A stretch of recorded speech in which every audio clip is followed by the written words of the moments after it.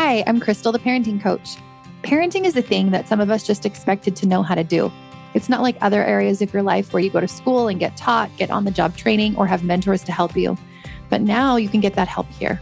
I believe that your relationship with your children is one of the most important aspects of your life and the best way that you can make a positive impact on the world and on the future.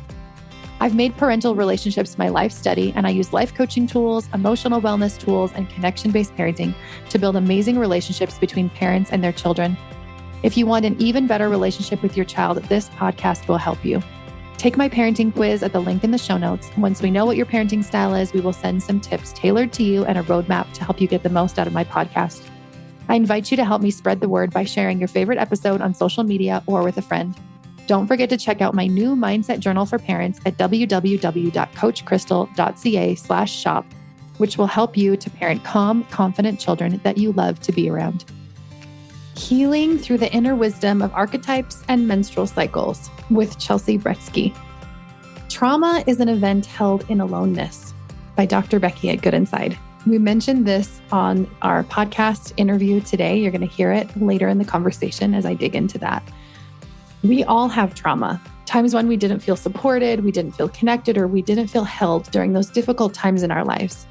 When we're trying to give our kids that same support, love, and connection during their challenging life experiences that we needed, we're often going to find it difficult to do what we haven't done maybe in the past, or we haven't healed our own past. It's going to be hard for us to give that when we haven't had that. Join Chelsea and I as we dig into our inner child work through archetypes and lean into cycles of all kinds. Chelsea Bretzke is the mother of 7 whose own healing journey has made her extremely passionate about sharing the things that have helped her with others. A teacher by profession, she has broadened her training to include teaching yoga, guided meditations, as well as the power of archetypes and story to make sense of our past trauma, wounds, shadows, relationships, and ultimately ourselves. She loves using her intense creativity and strong intuition to help develop unique and powerful experiences with music, movement, and imagination, as she creates safe spaces for individuals to connect to their bodies, to process big emotions, and bring insights and unforgettable cathartic experiences to their individual journeys, like the ones we have at Rest, Play, Grow. Make sure to check it out in the show notes. Welcome, everyone, to today's podcast episode. I have a really special episode for you because my friend Chelsea is here. And before I have her introduce herself a little bit, the retreats that I do, you can find the link in the show notes here. And you can also find it on www.coachcrystal.ca/shop and scroll down to the retreat section there. She helps co-facilitate these retreats. And so one of the things when we're dealing with past trauma, when we're dealing with inner child work, when we're dealing with shame, when we're dealing with things that are a little bit deeper and maybe a little bit heavier, a little bit more emotional, we have to get into our bodies, and it has to be in a somatic experience in order to process it. And I knew that right from the get-go. And as soon as I was planning the retreat, I planned the whole thing knowing that I wanted Chelsea to be a part of it. I didn't even tell her till the end. I was just like, P.S., you're going to be doing this part, right? And she was like, yeah. And so she came in and she facilitated all of the yoga, and her yoga is so beautiful and so flowy. And pretty much everybody was crying every single time we did a yoga session, because it was basically all the processing that we've been doing in our brains then was able to come to fruition through processing in our bodies. And if you have never had a yoga experience like that, where it's just like a guided meditation, yoga, learning, processing, somatic healing work, it is amazing. And it really sticks with you. And it was one of my favorite parts of the retreat. So without further ado, what did they say? They're like, I've never done emotional yoga, which is such a good, because we're using the physicality, but we use the emotions too. And it's that same idea of like stretching and resting and moving through. And it's like a processing yoga. It's totally different. And I'd been to her yoga classes before, so I knew that that's what I wanted. So without further ado, here's Chelsea. Why don't you just introduce yourself just a little bit before we dig in?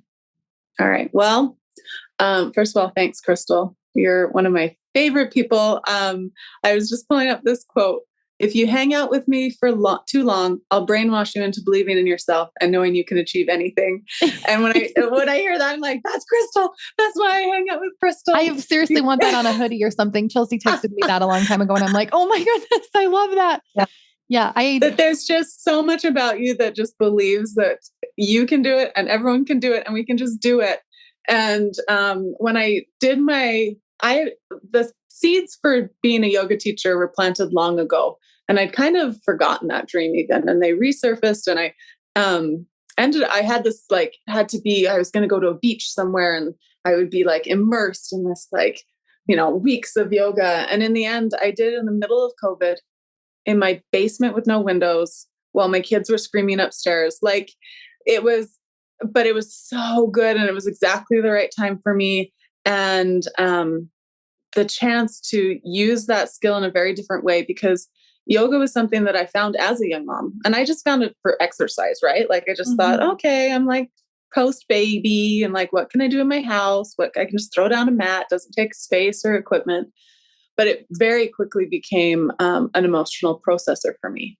My oldest son has special needs. And I remember going to my first studio yoga class with my teacher, who I still call my teacher. And my friend that I went with would just fall asleep in Shavasana. And I would sob for years. I would sob because there was so little time in my life as a mom to process everything that was happening and going on in my heart and my soul and my mind. And you have all these thoughts and you've got all this going and all these people that need you. And all of a sudden it was just there was this carved out space on this little mat that I could just let it come and just let it be.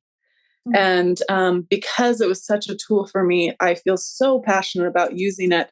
Not in a typical way. You end up lots of times you show up at yoga and it's about let's get our swimsuit bodies or whatever it is. It's it's its own thing, right? Fitness is great. But I knew always that I wanted to use it as this tool to help moms find the space and women to find, to re-find their bodies as this incredible tool to really get through this life. Our bodies are with us. Everything we've experienced it's in there. The little 2-year-old is in there. The 6-year-old is in there. We have access to all these different versions of ourselves. And it's just so fun. I loved doing the yoga at the retreat. It was so fun. And one of the things we did a couple different yoga.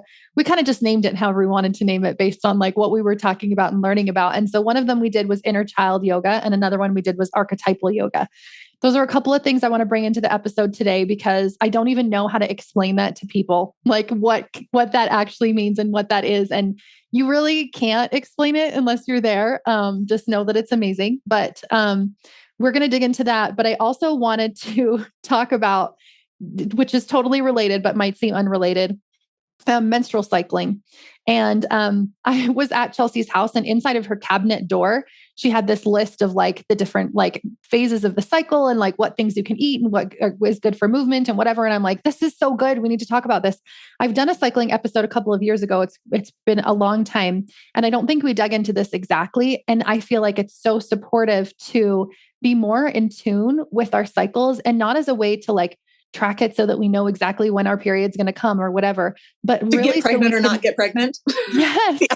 But to move into the flow of it and to just lean into every aspect of it and allow it. And as I've been doing this myself, my period has actually transitioned. It's changed. Instead of it being 5 to 7 days, it's 3 to 5 days. It's heavier in the beginning. It's a little bit slower. I know exactly when my cramping is going to come and when it's going to stop and what I can do to support myself. There's just been so many different changes through the whole cycle, the whole 28 days or however long, with learning more about it. And Chelsea knows so much about this. So we are going to dig into that. And then we're going to meld that all into archetypes and inner child healing also. So it'll be a very woo-woo and amazing episode. You made it sound so fancy. I had this very organized chart it's loose leaf with scribbles all over it. And yes. I wanted to turn it into something pretty and shareable for a long, long time. And so Crystal's assistant did an amazing job. So we have it ready for you. Shout out to Lily. Anybody who wants it, scroll down to the show notes and click on it. And you'll grab it and it'll be. But you can actually read it, because no one could have read mine because it was all sprawled. So this idea really comes back to my belief that women, we're complex, and things are all connected. And I just, but we live in a masculine world. We live in a world that is really set up for us to live in a masculine way. Men's hormones are like the same every single day of their life. Essentially, they're, they get up, it all is, and then they have like a little bit of a, down in the afternoon, and then like nothing really changes in their hormones. Women, I believe, I'm trying to remember the stat that I wasn't going to share, but I think it was like 12 days out of the year is similar. That's it. Like every other, like all the days are so different. But we've been told that success looks like consistency, and that if you just have, you got to have self-control and all these things, and you got to push. So we're trying to do the same exercises, eat the same diet, have the same emotional load or social connections each and every day. And we ignore that our body does not work like that. That there are times to lean in and times to let go. And I was talking to a friend this morning. We were talking, here in Canada, winter is dragging. Like it is, we kind of were like, oh, it's getting, and then we got dumped on in snow and seasonal disorder. And I think one of the reasons we struggle so much is because we don't know how to just lean into the rest. We don't know how to say, okay, this is winter now. I'm a mammal. How hibernatory, I just made up a word, am I going to be? Because we just equate our success and therefore our value and our worth with like this very set idea of productivity and consistency. And we do not leave space. We don't leave space, and we don't trust that really important things are happening. Under that snow, seeds are preparing. The leaves are gone because the tree is re-nurturing itself and preparing to grow in a whole new way. The soil itself, like when you're in fall and you're composting and you're adding in the old life and the old things, the old experiences, so that they can nurture and support the new experiences. And we don't let those cycles happen. We just think we're supposed to be in springtime all the time, or like full summer. And then in our monthly cycles, the same thing. Like we've been given this gift of this time when we're bleeding, we are way more in tune with our subconscious. You're supposed to really pay attention to dreams. You're supposed to be reflective. There's this time when our body literally says, hold up. Like, just wait a moment. But we don't. We push. And we believe the Pantex commercials that say, you don't have to stop. Just keep going. Put in whatever and go run your marathons. And we don't listen to our body that says, this is a gift. This is when you get to like really think about what seeds do you want to be planting in the next phases. And we don't trust that during that ovulation, like the different phases are going to give us all those chances to do the big productivity, to do the big plans, to do the huge connecting. That there's going to be time and space for all of that. But that we can just take a little moment to be with ourselves and connect with ourselves in this like deep, wintry, space. Yes. I have a new coaching program that I'm in because I'm always in something new. And she doesn't ever teach on the first 2 days of her bleed because that's always her intuitive time. And I've heard a lot recently too about free bleeding, where it's just like if you've never heard of that term before, you literally don't use anything. You might just like be able to start feeling when your bleed is going to be coming so that you can like go to the toilet then. Or you might use like period underwear or something like that, where it just allows it to be like uninhibited. And I love that idea. That's kind of something I've been doing on and off over the years anyways, naturally, without knowing it was like something cool and hip now. So apparently I've been doing a lot of weird things for years. And then I read about them and I'm like, wait, I've always done that. Anyways, so let's I know I have one friend who, because then you also have to communicate this, right? Like you have So I have one friend, she does beautiful menarche ceremonies, which is like your first period, and like reimagining those for people, because most of us were pretty shamed and not like invited into womanhood in like a supported way. But she has this crown that she made for one of those, this big flower crown, and now she just wears it when she's when she's menstruating, and her family knows, like, okay, mom doesn't have quite as much space for us. Mom's gonna have some time to herself. And it's just this beautiful little way of like just asking like for that support. And I love how open it is too. Like all of my kids know now. I'll just tell them like, oh no, I'm not feeling up to that. I actually have cramps because I'm not feeling great because I'm on my period right now. So I'm actually going to lay in bed with the heaty pack. And they're like, oh, okay. And I have 3 boys. I mean, my youngest is a daughter, but like all of my boys were very open in talking about this. And I think it's really helpful. I'm supportive, and I'm like feeling like in the future, their wives are going to be so grateful that I had these conversations with them, and that everything was so normal and open. So it's not weird when they, you're teaching your girls, like, this is okay. You can meet your needs. You can flow with your energy levels. And it's not something to dread. I think that I spent a lot of years dreading it and wishing it away. And why do I have to be a woman?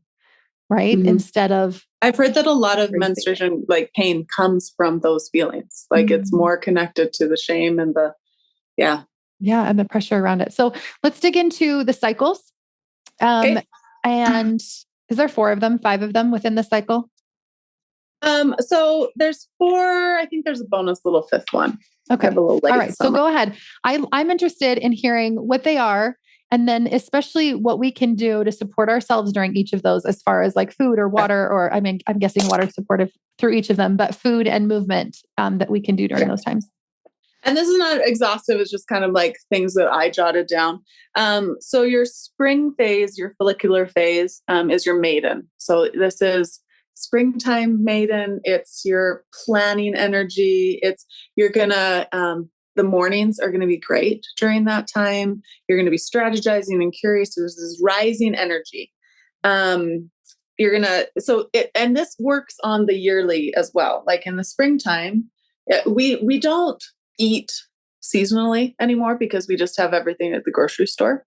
And so we forget that like this already was naturally happening in people's lives. So springtime food is raw, green foods, lemon water, sprouts, nuts, fruit, seeds. Like it's so easy. They're like, it connects, right? You're like, oh, it's when you visualize spring, you're like, oh yeah, okay. Yeah. These sour flavors of lemon water. So like during that phase, like a lemon water in the morning is going to be lovely. But if you kind of get thinking like, oh, that's what I have to have every single day, like to support the liver, then you don't remember that there's other times when other organs need supported too. So that's that first one. It's really just that energy of like looking forward and getting excited and having those seeds planted. Like opening. I love that. Yeah. It's if you want to picture a little flower, it's like the little blossom, right? Like it's the little bud. It's getting ready.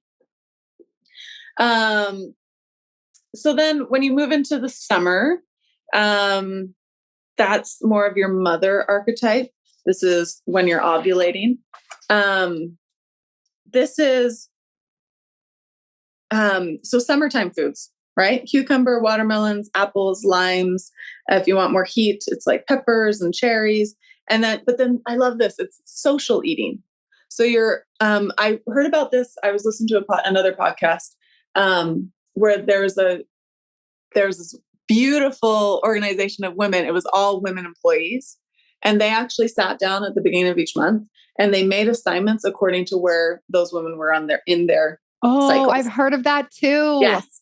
So the ones that were like, start follicular, then they were like the planning ones. They were setting the goals. The ones that were ovulating were like making the connections. They were doing all the social networking and all that kind of stuff. Those that were bleeding were like, okay, let's like look over what's happening and be really, reflective. So this summertime, this mother is all about connection. So this is when you're going to feel like connecting, which ironically, that's why we have to be a little careful if we're trying not to get pregnant, because we might want to be connecting with our spouse, right? So it's all these hormones that we just tend to ignore, but they're making they're affecting us. So that's daytime, outward focus, achievement. It's our peak energy. So the fifth bonus one is the late summer. So it's like that little, so the archetype for me is like the nursing mother. Okay. So it's the earth element. And so for exercise for this one, so in mother, you're doing like cardio. Okay. And then this one, you slow it down a little. You go on, like And slow mother cardio was like during the ovulation, or was that the next one? Yeah. Yeah. Ovulation. Okay. And you have the handout. So if I'm going too fast. The foods for this, again, late summer is cabbage, carrots, grapes, kidney beans, peaches, pears. Like think about like, what are you harvesting in summer? And that's that's sweet potatoes, walnuts. You're getting a little bit more meditative. You're taking a little more time to eat. So if in your mother phase, you're like chatty and eating, and this is like, okay, maybe you slow that down a little bit. And then your luteal phase, this is your autumn. So you're moving into the fall. This is getting into premenstrual. This is the wild woman. And the wild woman, like she is the fire energy. She is the one that decides what to compost, it's like preparing the garden for winter. Everything's grown, everything's been harvested. And now you have to like compost that back in. And the wild, think about it, like how much, like PMS gets a bad rap, right?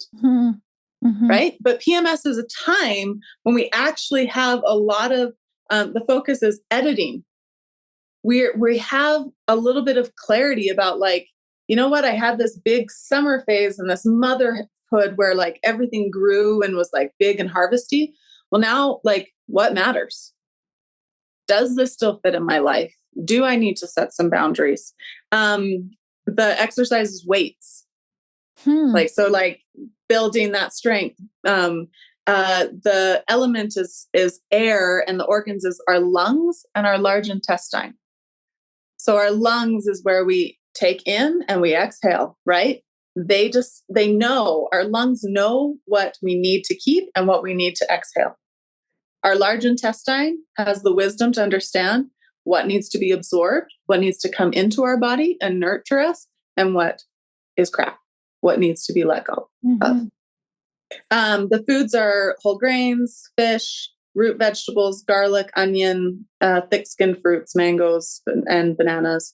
So we're moving into that kind of fall. I'm so curious of people that are really into intuitive eating. And by intuitive eating, and I won't just mean eat whatever you want, but like actually tapping into your body and following that rhythm, if it would align so well with their cycle also. So the first time I was doing some intuitive eating, I remember a time when I was like, I need kidney beans. I don't like kidney beans, but I wanted beans. And then there's actually another way that you can do this. In Chinese medicine, there's a clock. And so there is a way that we cycle through all of these elements and the different organs and the meridians in our body on like a 24-hour cycle. So the way I discovered this was I was waking up at the same time every night. And I was just curious enough to like start doing some research. And I found this Chinese medicine clock. And I found that like it was lungs and large intestine that was associated with that time. And it was this idea of letting go. And it was this feelings of grief. And it was a time when I needed to work through some feelings of grief. And so there's all these ways that our body is trying to send us messages. So this isn't about, hey, body, this is what you need, because I have a chart and that's what it says. This is about tapping in and listening. And like, this helps us, it guides us. But, you might be in the middle of summer, but your heart is just having a winter because of something you're going through in your life. And it's just being in tune with that. Right. Yeah. And then the final one is your menstrual phase, which we've kind of talked about. It's that winter. It's the wise woman, the white-haired crone or sage. The element is water. So just very flowy. The flavor is this warm comfort food, things that feel replenishing. The organ is blood, obviously, tears, your bladder and your kidneys. The exercise is yoga, dance, tai chi, qigong, like things that are very flowy and less resistance. The foods is hearty soups, ginger tea, black beans, steamed greens, anything that's really nutrient rich, right? Which makes sense medically because you're losing those nutrients. And so you want to be replenishing them. But the focus is that like deep inner, that reflection, intuition, nighttime, paying attention to dreams, and just having a restful energy. Yeah. So I love that. I love that. And I love what you mentioned too about this isn't prescriptive, like now I have to do and eat everything that it says on here, but it's a way to help us become more in tune with our body. And as you start to practice these, you can figure out what it is for you, what movements help you through what foods help you, what areas of, turning inwards.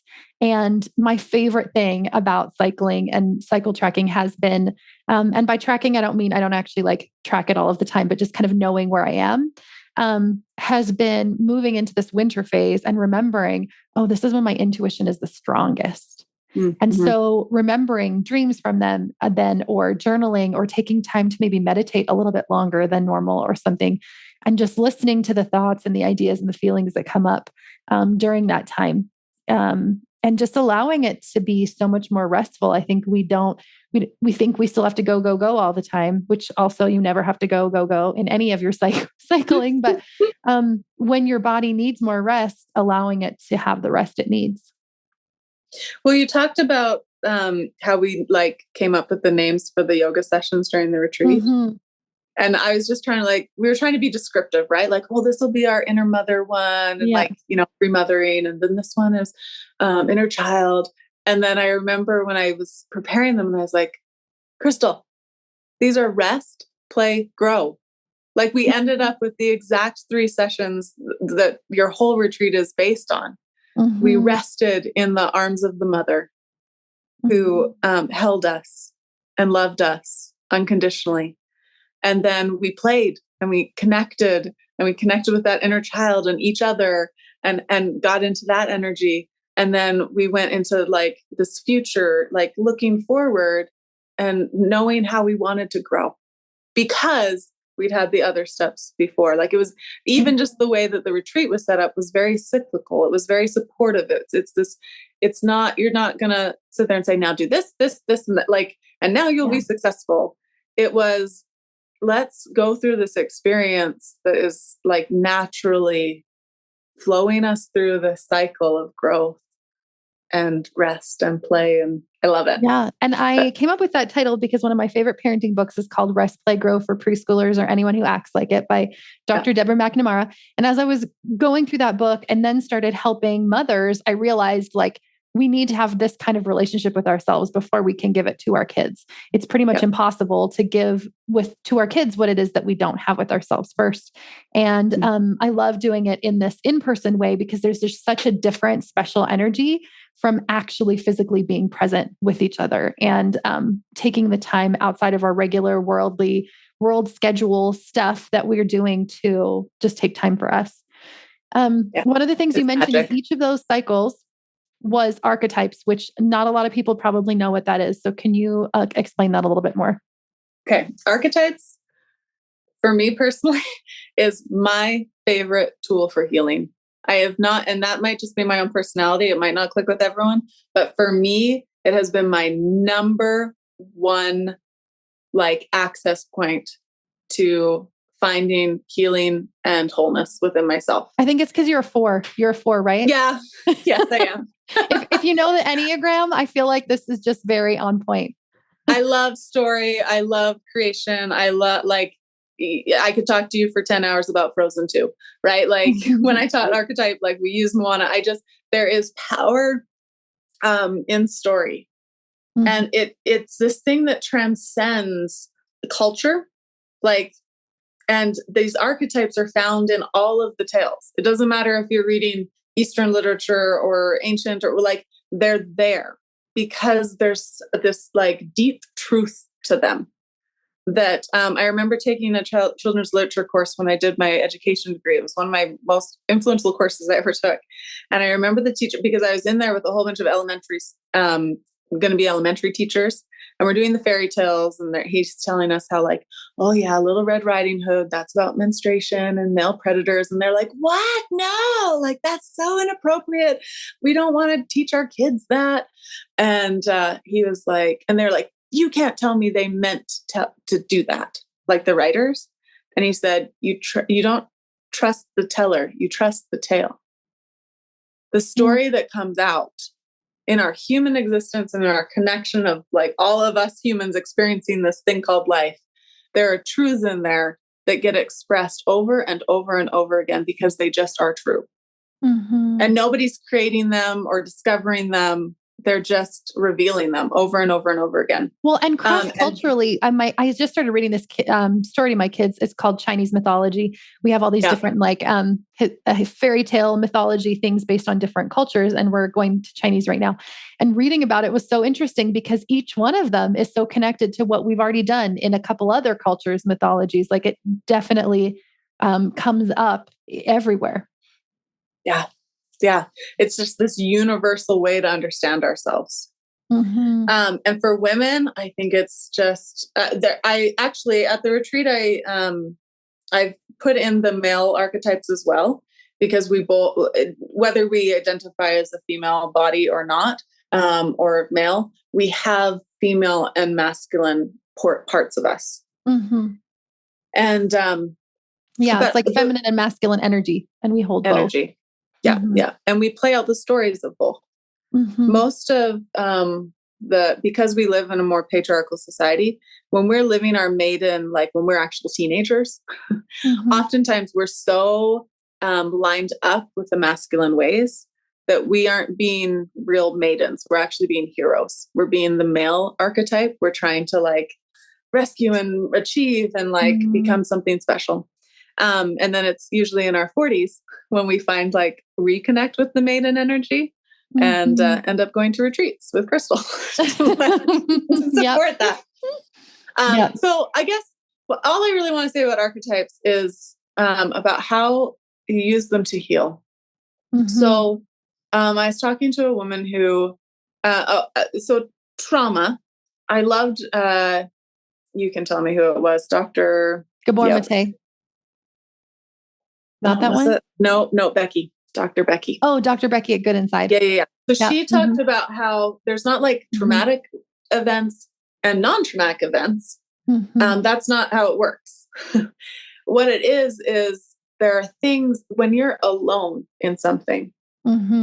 That's when you don't have support and you don't have the people to guide you, that's when something becomes traumatic. So we do this. We're like, well, but my childhood, I wasn't sexually assaulted or I wasn't physically abused. And so then you, like, downplay and you're like, well, obviously it wasn't that traumatic.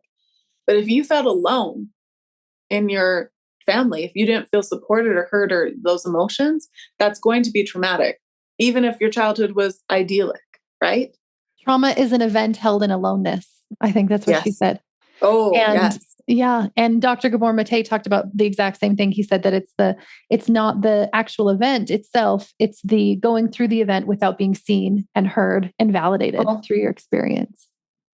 So, and that's why your work is so important, Crystal, because you're helping moms find the space, do the healing in themselves so that they can see and hear their kids.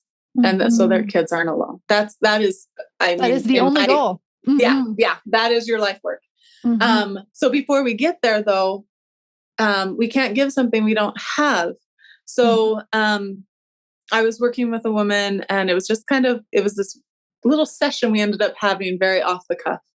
But I knew quite a bit about her childhood, and she's older than us.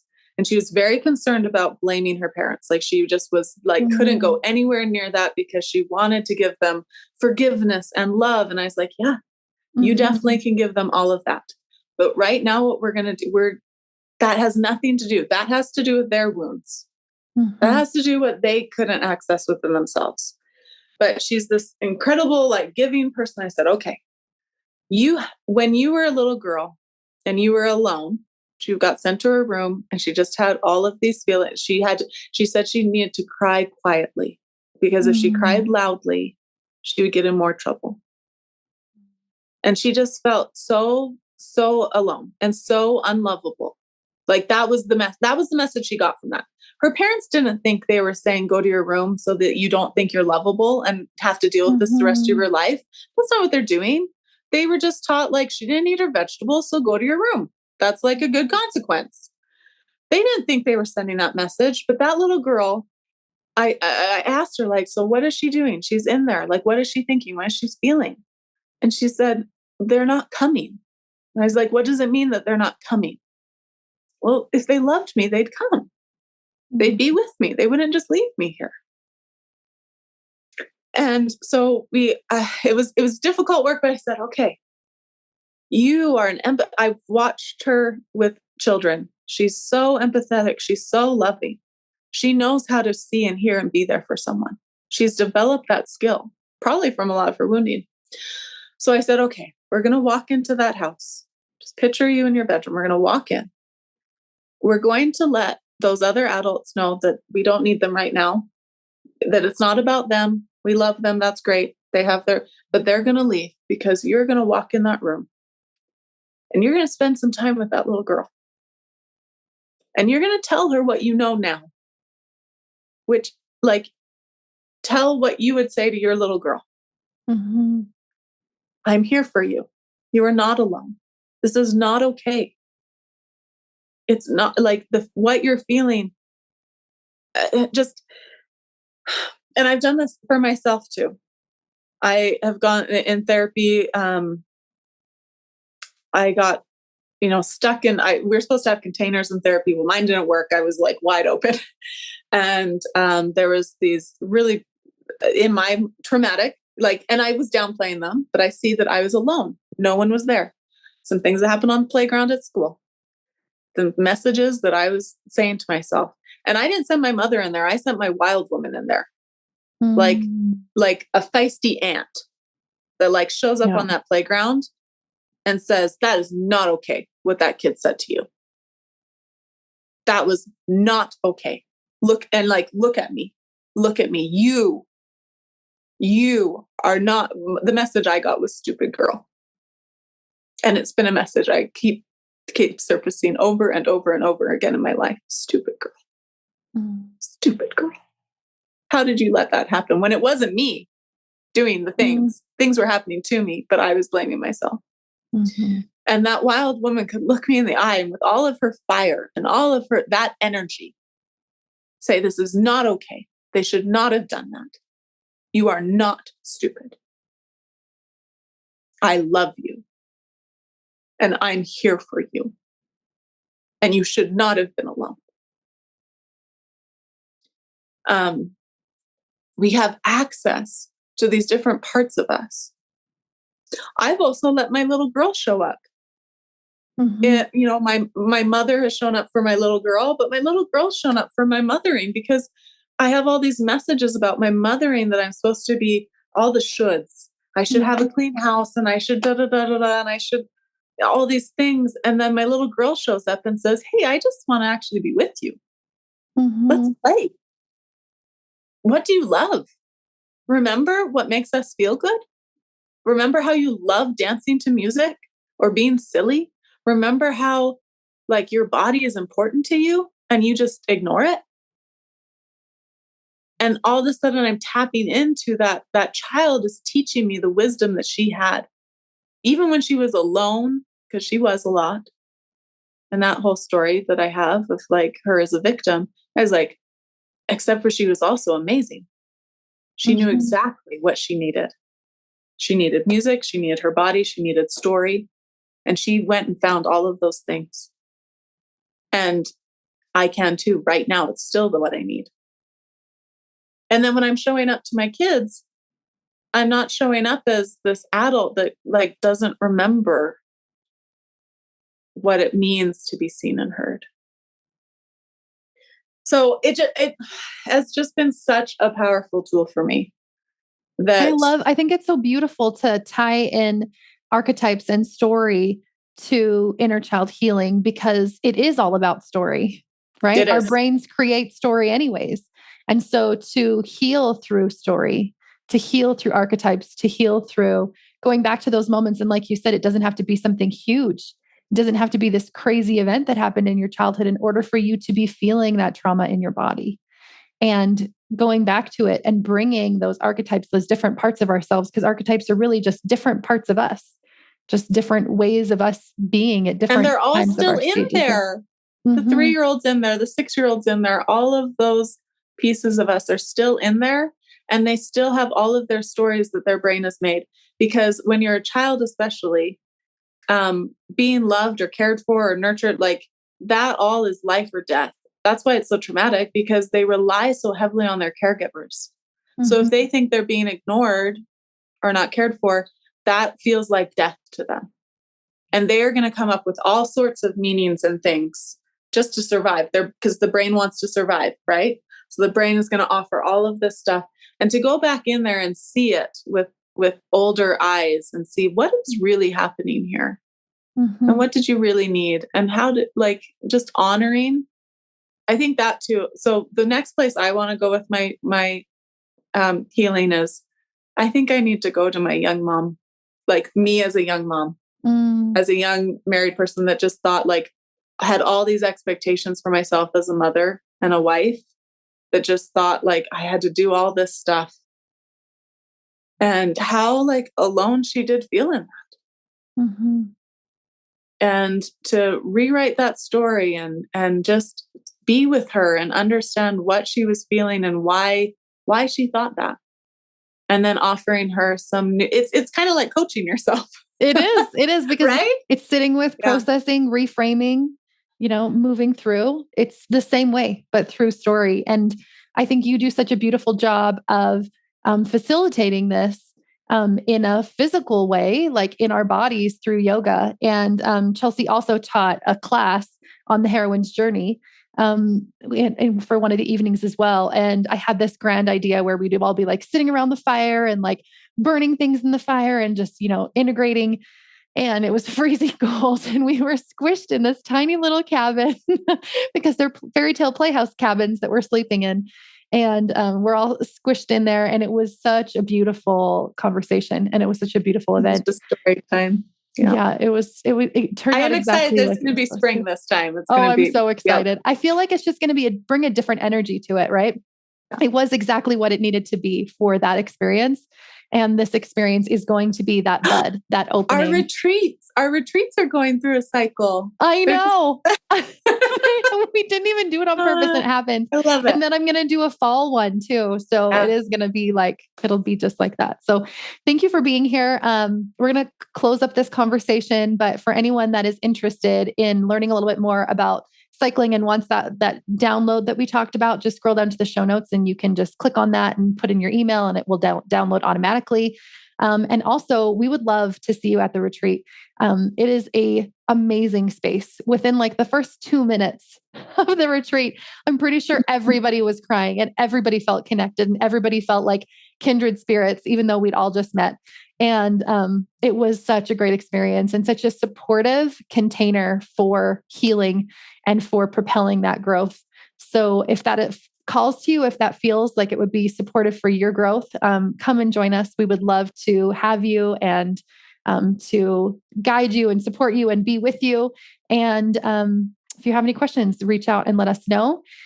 And I think that's everything. Chelsea, how can people find you if they want to connect with you? I am on Instagram. The unofficial and mostly just my family and stuff. And you have a yoga. You have a yoga Instagram. Yeah, Dandelion Yoga. We can add that too. With a Y.